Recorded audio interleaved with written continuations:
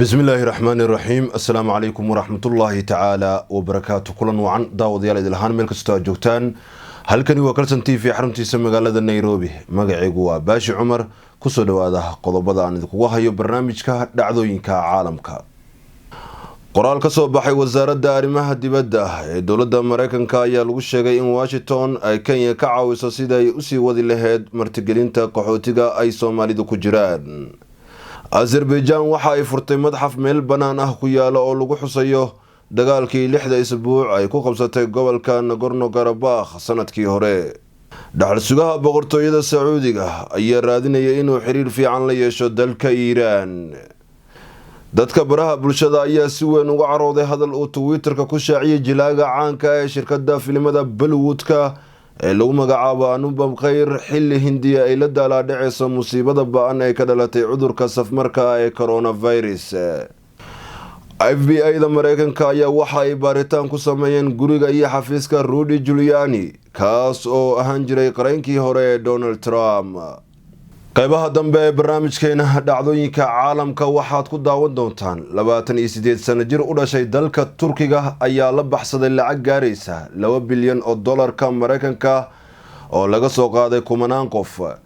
qodobadaas iyo kuwa kale ayaad barnaamijkeena ku daawan doontaan ee ku soo dhawaada.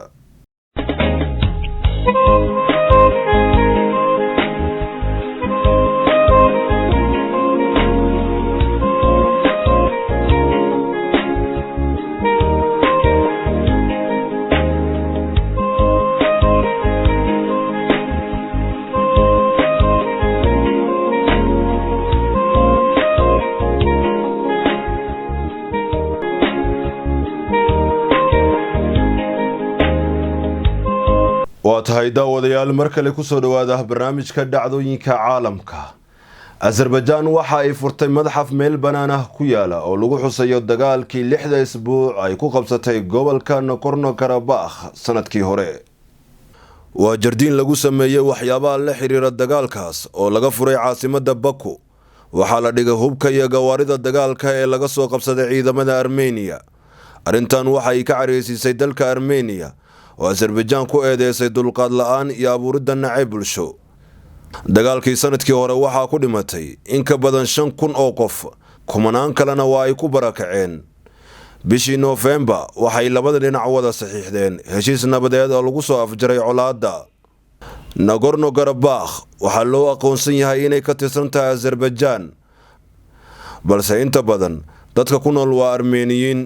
sanadkii 1990maadkii Armenia waxa ay qabsatay gobolkaasi, balse dagaal cusub ayaa ka dhex qarxay bishii September.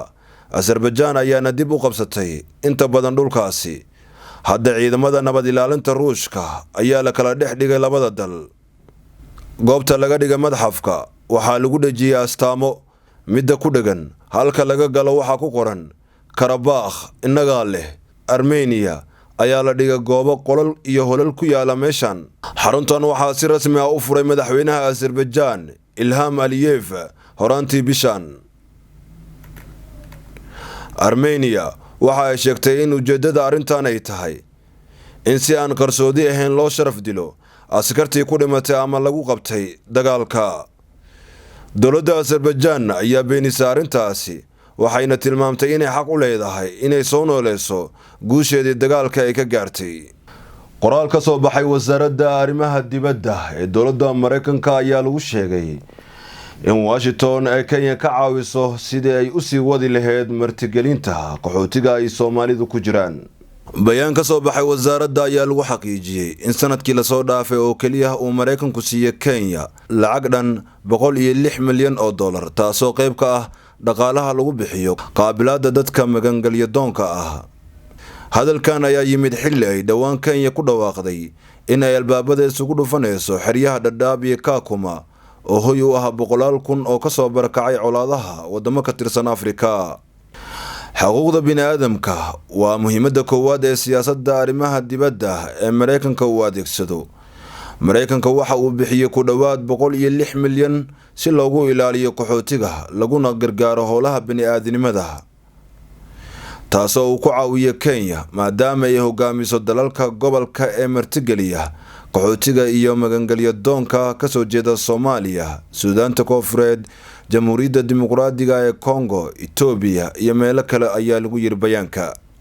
Wasiirka Arrimaha Gudaha iyo Amniga Qaranka ee Kenya, Fred Matiang'i, ayaa shaaciyay qorshaha ay dowladdiisa ku doonayso in si degdeg ah ay ku xirto xeryahaasi kadib markii uu sheegay inay halis ku yihiin amniga waddankiisa.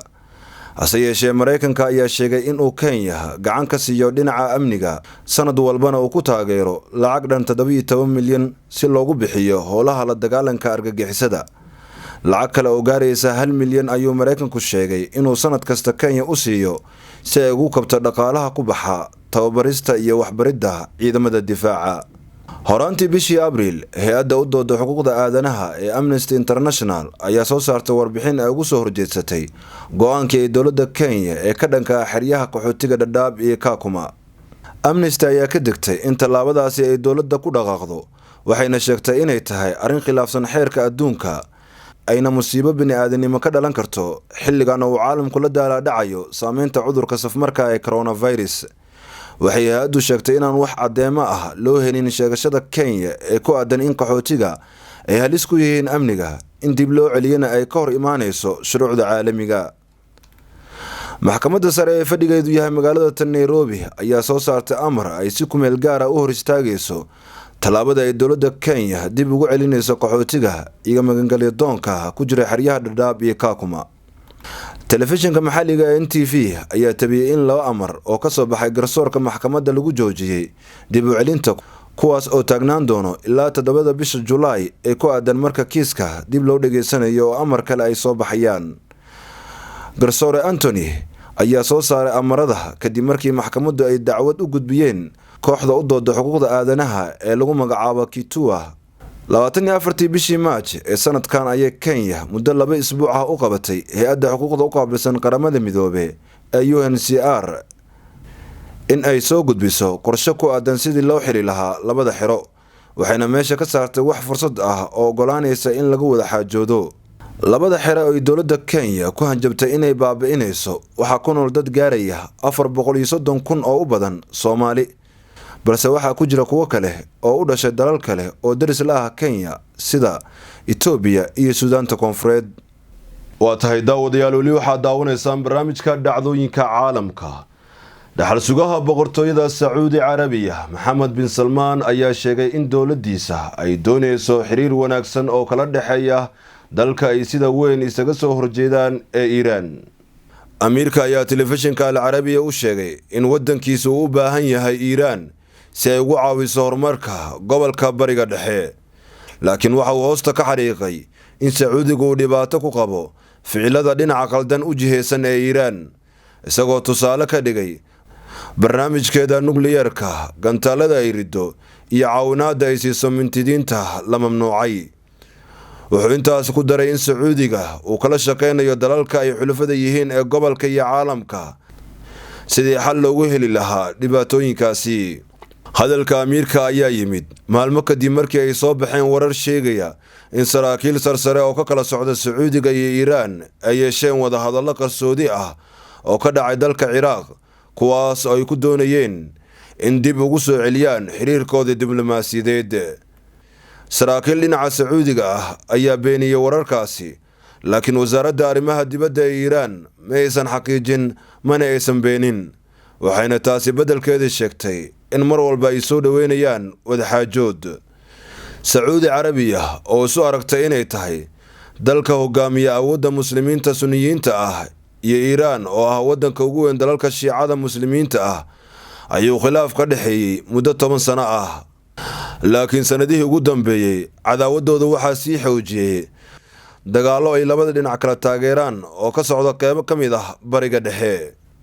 dhinaca Yemen, isbahaysi uu hogaaminaya Sacuudiga oo u badan dalalka sunniyiinta Carabta ayaa taageeray xoogga dowladda taabacsan ee dagaalka kula jira kooxda Xuutiyiinta oo ay Iiraan xulafada yihiin tan iyo sanadii 2015. dowladda Iiraan waa ay beenisay inay hubsiisay xoogga Xuutiyiinta oo sare u qaaday weeraradooda gantaalada iyo diyaaradaha uusan duuliyaha wadin ay ku bartilmaameysadaan magaalooyinka Sacuudiga iyo warshadaha saliidda soo saara. Sacuudiga ayaa Iiraan ku eedeysay inay faragelin ku hayso arrimaha gudaha ee dalalka Lubnaan iyo Ciraaq, waxaana wadamadaasi saameyn ku leh kooxo Shiico ah oo Iiraan taageerto. Waxaa kale oo ay ku eedeysay in Iiraan ay ka dambeysay weeraro lala egtay warshada saliidda Sacuudiga sanadii 2019.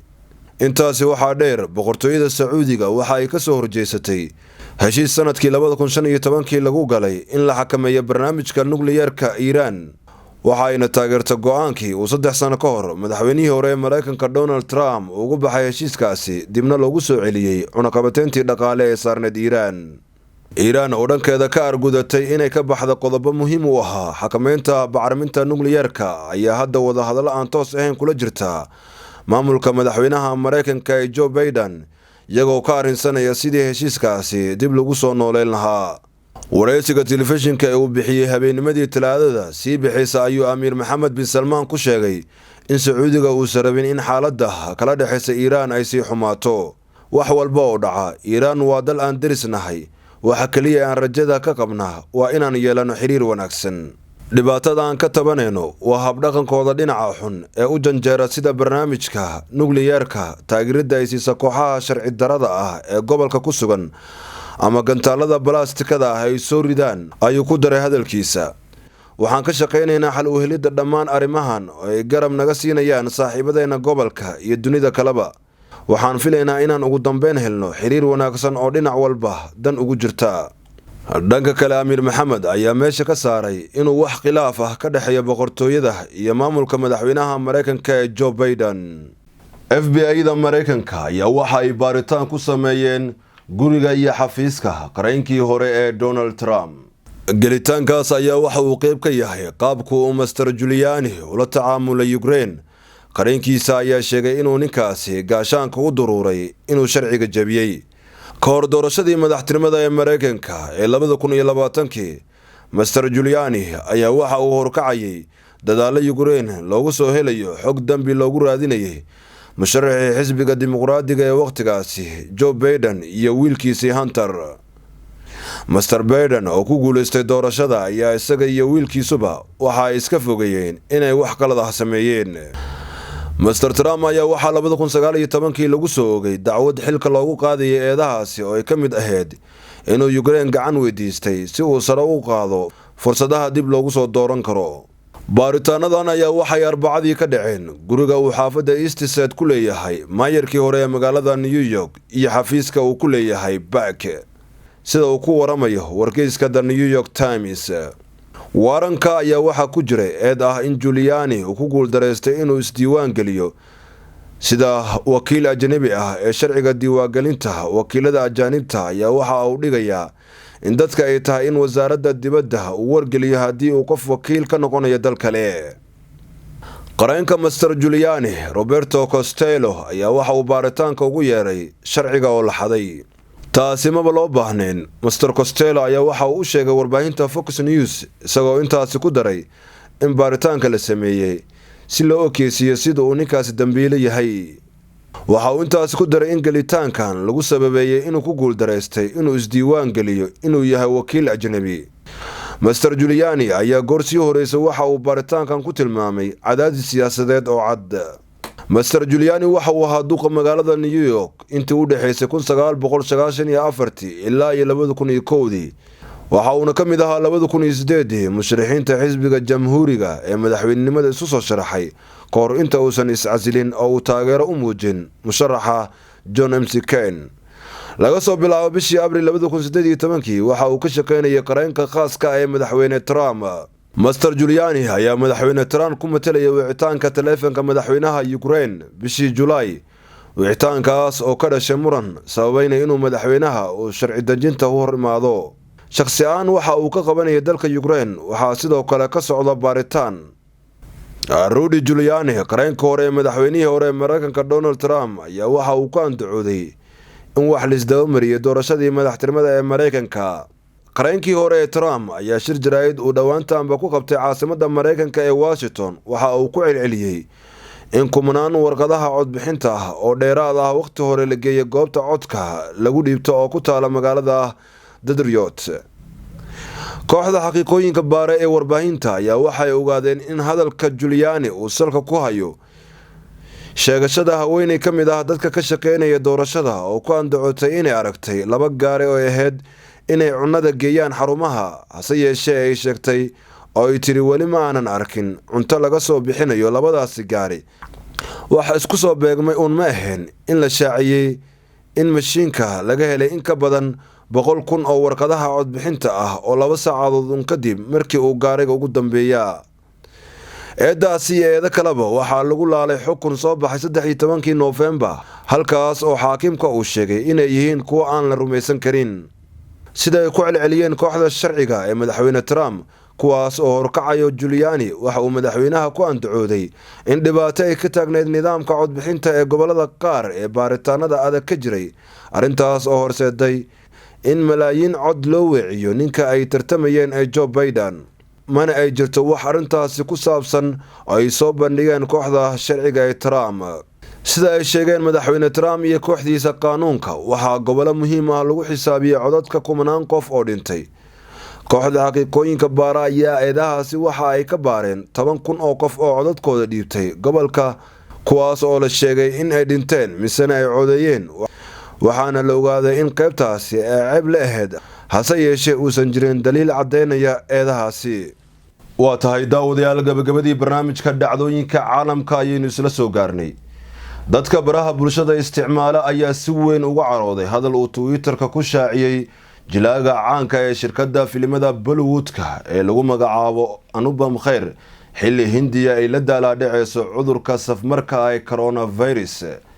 ninkan oo Soomaalida filimada daawata u yaqaanaan Obaska ayaa ka mid ah rugcadaayada Bollywood-ka, waxa uuna jilaa dhanka laadarnimada iyo sidoo kale majaajilada. carada iyo buuqa uu ku ciyaar Anupam Kher ayaa ka bilaabatay kadib markii uu bartiisa Twitter-ka ku soo qoray jawaab uu ku difaacayay ra'iisul wasaaraha Hindiya Narendra Modi oo la kulmaya dhaleeceyn xoog leh oo ku aadan sida uu la tacaalayo dhibaatada ka dhalatay cudurka safmarka ee coronavirus.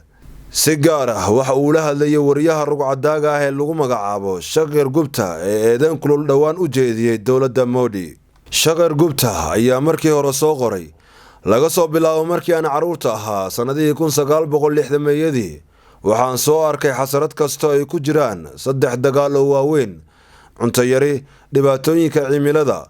tani waa xaaladii noogu darneed. Hindiya weligeed ma aysan arkin dowlad aan waxba ka qaban karin arrintan oo kale. ma jiraan xarumo la waco, ma jiraan qof lala xisaabtamo oo heli karo. waa dowlad jabtay. Anupam Kher oo ka jawaabaya qoraalkaas ayaa Twitter-kiisa soo dhigay qoraal ku qornaa luqadda Hindiga oo uu ku yiri: mudane Shakhtar, arrintaasi aad bay u weynaatay, adiga heerkaaga ayay la mid tahay. musiibada corona waxay haysataa caalamka oo dhan, weligeyna ma aynan wajihin cudur safmar ah. dhaleeceynta dowladda waa muhiim la xisaabtam, laakiin inaga lafteena mas'uuliyad ayaa inaga saaran inaan la tacaalno. waxba ha argagixin, Modi baa soo laabanaya, guuleyso. durbadiiba waxaa baraha bulshada qabsaday falcelinta laga bixinayo hadalka Anupam Kher oo dad badan ka careysiiyay, hadalhayn aad u ballaaranna abuuray. dadweynaha baraha bulshada ayaa bilaabay inay eedeynayaan Anupam Kher, halka qaarkoodna ay ku maadeysanayaan. waxa ay ku tilmaameen inuu yahay nin mar walba cabsan oo taageersan Modi, xaalad kasta oo taagan iyo xitaa waqtigan lagu jiro dhibaatada adag ee ka dhalatay corona. qof ciwaankiisa Twitter-ka yahay Mayra ayaa Twitter-keeda soo dhigtay sawiro muujinaya Anupam Kher oo teleefanka ku hadlaya, waxayna qaab maad ah u sheegtay inuu la hadlayo Modi una sheegay siduu u taageeray. way sii xoogeysatay hadalhayntii oo sii socotay ilaa iyo dad aad u badan ay ku soo biireen. qof kale ayaa soo qoray Anupam Kher waxa uu muujiyay wejigiisa dhabta ah. dadka qaar ayaa hadalka Anupam Kher u fasirtay mid jees ah. qof ayaa soo qoray qoraalka Anupam Kher oo taageerada indhala'aanta ugu muujiya Modi waxa uu cadeynayaa in wadanka ciyaar laga dhiganayo. dalka Hindiya ayaa xaalad adag galay kadib markii mowjada labaad ee corona ay ugu fiday si baahsan isbuucyadii la soo dhaafay. waxaa gobolada wadankaasi laga soo tabinayay kiisaska ugu badan, iyadoo tirada dhimashadan ay aad sare ugu sii kacday. aqalka cad ayaa sheegay kulan dhex maray mas'uuliyiinka kala tirsan Mareykanka iyo Israa'iil in ay walwal weyn ka muujinayaan horumarka Iiraan ay ka sameynayso barnaamijkeeda nukliyeerka. mas-uuliyiintan ayaa isku raacay in habdhaqanka Iiraan ee ku wajahan gobolka Bariga Dhexe uu yahay mid halis ah. aqalka cad ayaa daaha ka rogay in la taliyaha amniga qaranka Mareykanka Jake Sullivan iyo dhigiisa Israel ninka lagu magacaabo Mary Ben in ay ku heshiiyeen in la dhiso koox si wada jir ah ugu shaqeynaysa ama la socota qatarada kordhaya ee ku saabsan Iiraan iyo isbahaysigeeda ku aadan kordhinta iyo horumarinta barnaamijka nukliyeerka. Sullivan ayaa sheegay in mas'uul u dhashay Israel uu ku matalayo wadahadalada oo si gaarana looga hadlayo heshiiska nukliyeerka in Mareykanka uu doonayo in uu soo celiyo heshiiskii nukliyeerka ee sanadkii 2015 ay kala saxiixdeen Washington iyo Tehran. wafdi ka socda Israel ayna hogaaminayaan la taliyaha amniga Israel iyo madaxa sirdoonka Israel ayaa boqday Washington isniintii la soo dhaafay sida ay sheegtay warbaahinta gudaha ee Israel. wafdigan ayaa la sheegay in ay fariin ka wadeen ra'iisul wasaaraha Israel kaasi oo la sheegay inuu ka soo horjeedo in Washington ay ka laabato heshiiskii nukliyeerka ee u dhaxeeyay Mareykanka iyo Iiraan. madaxweynaha Mareykanka Joe Biden ayaa la aaminsan yahay inuu taageerayo in Israel ay xaq u leedahay in ay isdifaacdo. waa tahay daawadayaal qodobka ugu dambeeya ee barnaamijkeena dhacdooyinka caalamka. Faruq Fatih Ozir oo ah 28 sano jir ayaa xaalad weyn ka abuuray dalka Turkiga kadib markii uu la baxsaday lacag gaaraysa $2 bilyan oo dollarka Mareykanka ah oo ay lahaayeen kumanaan qof oo maalgashadayaal ah. ninkan oo wax ku bartay Mareykanka ayaa Turkiga ka furtay shirkad ka shaqeysa lacagaha internetka waxayna arintaasi soo shacbaxday markii uu shaqeyn website-kii shirkadda uu maamulay ee Turkish. dad badan ayaa isugu tagay guriga ninkan oo doonaya lacagtooda waxa uu u baxsaday dalka Albania iyadoo dawladda Turkiga ay dalbatay in loo soo gacan geliyo isagoo markaasi kadibna gacanta lagu soo dhigay. lacagta uu la baxsaday Faruq Fatih waxa laga qaaday 391,000 oo maalgashadayaal ah. howlgal ay booliska Turkiga ka fuliyeen 8 gobol oo dalkaasi ka mid ah ayaa lagu soo xiray 62 qof oo xiriir la leh Mr. Ozir iyo shirkadiisa Turkish. ka ganacsiga lacagta online-ka laga adeegsada ee Bitcoin iyo faa'iido badan oo laga sheegay inay helayaan dadka faraha badan ayaa laga qaaday lacag gaaraysa $2 bilyan oo markii dambe la waayay. bangiga dhexe ee Turkiga ayaa joojiyay dhammaan xisaabaadka ku xiran shirkadaha ka ganacsiga lacagta online-ka waxaana socda baaritaan weyn oo arintaasi ku saabsan waana tii ugu weyneed ee lacag lagu lunsado dalka Turkiga. Faruq Fatih waxa uu sanadkii 1993 ku dhashay magaalada Istanbul waana 28 sano jir. Ozir ayaa la sheegay inuu baabiyay dhammaan warbixinadii ku saabsaneed ee ku jira internetka inta aanu baxsan.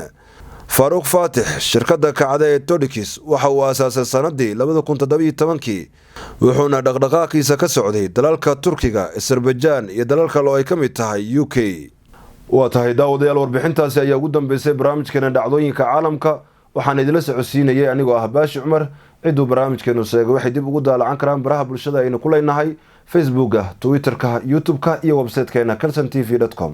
waxaan idin leeyahay sidaas iyo amaana Allah.